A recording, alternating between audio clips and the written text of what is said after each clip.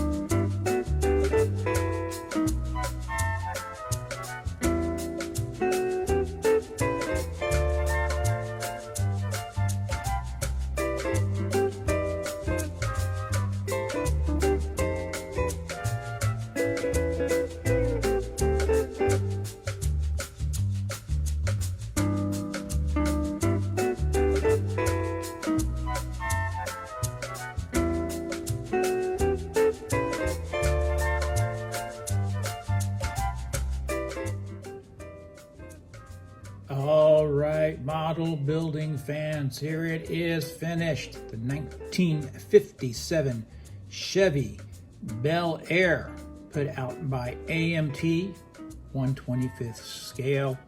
I'm very happy with how it came out. This is my take on it. I wanted it to be like a car that a person's had for a very long time, and he just keeps it on the road. It's got some wear and tear, and some of the paint is faded, and there's some rust, but it's such a great car, it still keeps going. So very happy with how it came out. Came out terrific. I went without hubcaps. I used the salt technique to get the weathering, which I had pretty good success. I took off some of the striping and some of the trim to make it look a little bit more worn. I kind of wanted it to be sort of a blue Christine, you know, from the movie. And I'm very happy with it. I think I did a very nice job with the interior there. If you can see inside there, and the interior came out pretty decent. Pretty happy with it. Let's take a look at the hood here. Turn around here. I took off the, on the front here, I took off the Chevy logo, you know, that would be lost. I think maybe this, I painted the hood a different color because maybe that's going to be a, you know, a replacement hood. Let's take a look at the motor. There's my effort with the motor. I think it came out pretty good. I didn't do all the detailing that the master model builders do, but I'm not a master model builder, so that's okay. I'm just a straight out of the box guy, and I don't know anything about the motor, the size, or any of that. Here's the undercarriage. I did have some problems with my paint. It got the stuff in the paint that makes it, you know, flat, got a little crusty. So, but I just act like that's rust underneath the undercarriage of the car. So I'm pretty happy with how it came out underneath as well. This is a terrific kit. I recommend it for anybody who's interested in cars. I especially recommend it for someone who's just starting the hobby. It goes together very easily. The instructions are pretty easy to understand, though the parts did not have numbers. You just had to be able to figure out what they were.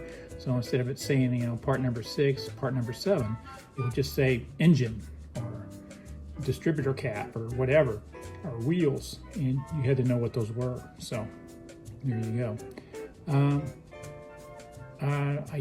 The interior, I just used the colors that the kit came in. So I painted the outer blue and light blue, but on the interior, I just used the color that the kit came in, which I thought kind of made it look kind of interesting. So there you have it, 1957 Chevy Bel Air. As always, model building is forever. Let's get some young people involved in this hobby. In times of stress and worry, I find building a model really puts me in a good place. So makes you focus and think about something and do something really creative and artistic. That's what I love about model building.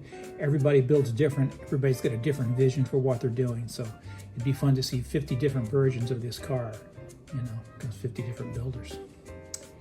Take care of yourself, and as always, if you can, take care of somebody else.